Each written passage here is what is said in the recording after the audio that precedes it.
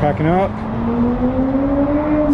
Today, going to Robert's Roost, packing up the bikes. Look at these beauties. Ghetto pack job. Actually, it's not ghetto, it's pretty good. They're in the parking lot. You ready for adventure? I am ready for adventure. The plan was to rent a couple bikes, strap on the bike packing bags that we brought from Canada, bring along duct tape and zip ties, and carry all the water and food that we could. We would head north from Oak Creek through Sedona and then out to the Cultural Park trailhead and start on trail. From Cultural Park, we'll be out onto some single track north and out for our first night of camping. No real plans where we're going to stay, just enjoying the sunshine, the warm weather, and the great views. On the way to Robert's Roost. I got a Robert here with me. How's the single track so far? It's good. It is pretty good, isn't it? Yeah, it's lovely. It's more mountain bike single track than I was expecting. Hedda said that she knew it was like this, but I didn't look at anything beforehand, so, you know, pretty good stuff. Good time, lovely day. Now, I guess I should say long days on the bike are nothing new to either one of us, and neither is packing in general. Bike packing, yeah, we're both kind of new at it. It was tough to say how much water that we were going to need, so we went pretty fully packed with about 8 liters total for 2 days, and about 100 kilometers to cover, so everything was pretty heavy. On top of that, I was trying to film on the bike for the first time and didn't have any kind of camera mount for the bike or myself, so all the single track stuff that I wanted to capture was pretty much just one-handing it.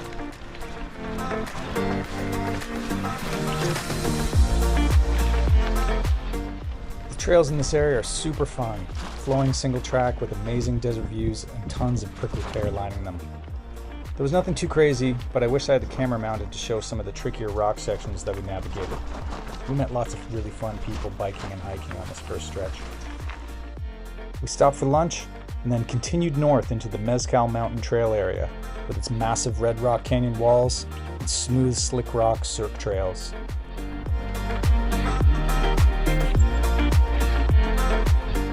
From Mezcal, we climbed the hour or so of single track through the airy trail network and then out into the open roads. And the thought of a campsite was really in the front of our mind. We are the dusty roads on the way, 4 o'clock, on the way to Robert's Roost. Probably not Robert's Roost tonight, but you know, we only left here. But on the way to hopefully find a campground. Just after sunset, here not far out of Robert's Roost. Big day today. How do you feel about your riding today? That's good. It's a long day. Lots of single track, lots of chunky stuff. 50 kilometers. More single track than what I would have thought too. A little bit more single track. Mm-hmm. More chunky, more mountain bikey. Yeah. I thought it was going to be gravelly. Yeah, no, I knew there was some single track, but today was 3/4 single track. Yeah, and chunky stuff. You wouldn't want to take a gravel bike. You'd want a mountain bike for sure. For sure. But, you know, tent set up, hot meal at the end of the day, boiling bag. Hopefully get through this frosty night. All nice and toasty warm in the tent. Start fresh tomorrow. See you then.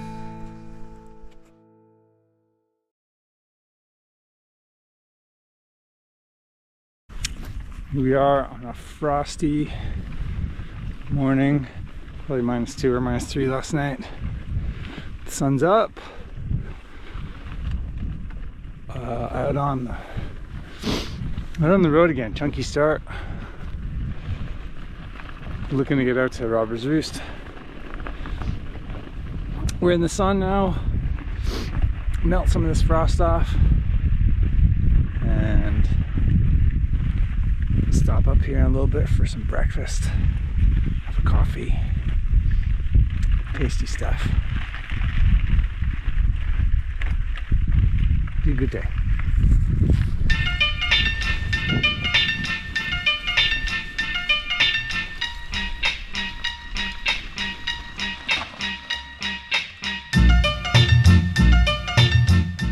So we thought we should put on a few miles before getting some breakfast, pedal for a bit and let the sun warm things up a little.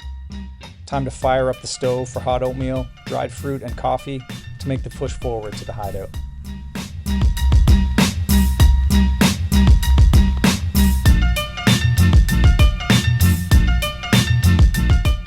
Our plan was to ride a spur off the main dirt road to get to the Roost. Steady uphill grades for the next 10 kilometers or so, but much faster travel compared to the day before. Full stomachs and fairly fresh legs made for good early progress. Most people that visit the hideout cave drive here as part of a day trip, some in 4x4s and a lot of people with ATVs or side-by-sides. We got a few looks along the way with our bikes and strapped up bags.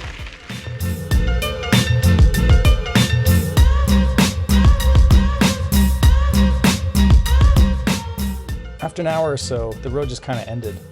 A small trail could be found heading east around a rock dome. Heather decided to relax with the bikes and enjoy the morning sun. So I took the trail 10 minutes up and around to the cave. Not much, but a pretty well-worn track to guide the way. Up and around a few ledges, and I was almost there.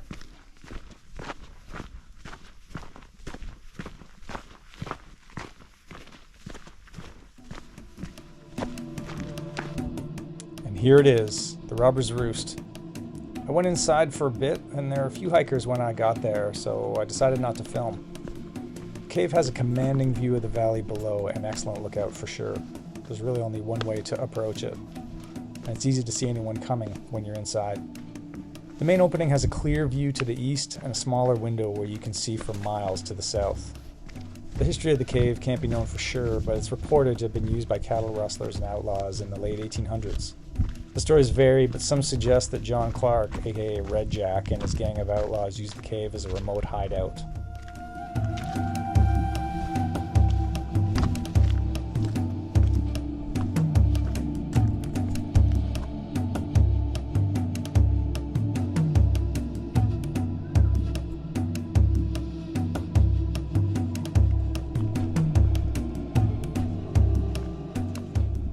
None of the stories of outlaws and bandits can be known for sure, but it was pretty cool to imagine gunslingers and bandits taking the same steps that I was.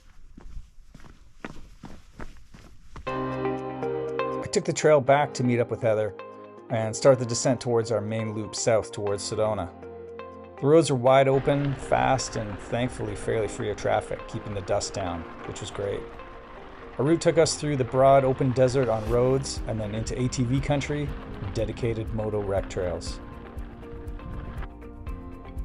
We were biking in side-by-side country now, and the steep grades, hike-a-bike sections, and heavy legs had Heather at her max.